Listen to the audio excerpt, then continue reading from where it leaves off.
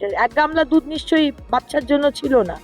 আর যখন হকারকে বলা হচ্ছে ওই ফুটপাতে থেকো না, তুমি নিজের জায়গায় যাও। গতকালও পার্ক স্ট্রিটে আপনি দেখেছেন, আমি গেছি এখানে, তাদের আগেও বলা হয়েছে আপনারা এখানে থাকবেন না, আপনারা হোমে যান, হোমে চলে যান। নয়তো উনি নিজে আমাকে বলেছেন তার ধাপাতে বাড়ি আছে, তাহলে বাড়িতে থাকুন।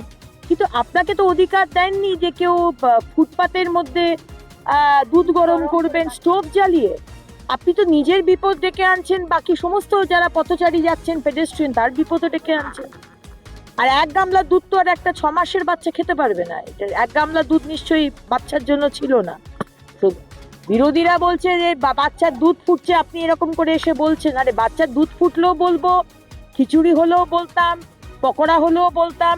রাস্তার মধ্যে পেডেস্ট্রিয়ানে যাবার জায়গায় একটা ছোট্ট শিশু 6 মাসে সে পেডেস্ট্রিয়ানে ফুটপাতের মধ্যে হামাগুড়ি দিচ্ছে, পাশেই হচ্ছে রাস্তা, ফ্রি স্কুল স্ট্রিটের মতো একটা বিজি রোড।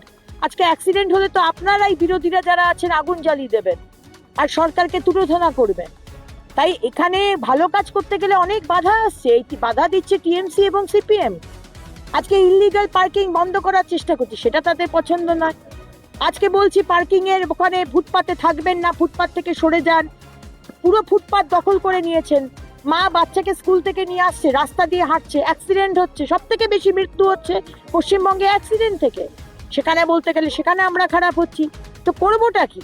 আপনি আজকে 200 বছরের কথা বলছেন, 200 বছরের বাড়ি নোটিশ দেওয়া হচ্ছে, হচ্ছে না। আমি যেই বুলডোজার দিয়ে খালি করতে যাব, অমনি আপনারা বলবেন কেন বুলডোজার দিয়ে খালি করা হচ্ছে। তো এখানে ইললিগাল কাজটা লিগাল করে দেওয়া হয়েছে।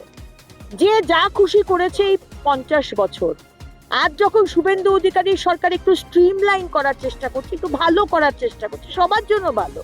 ফুটপাতে তো শুধু আমি হাঁটবো না, ফুটপাতে তো আমরা সবাই হাঁটবো।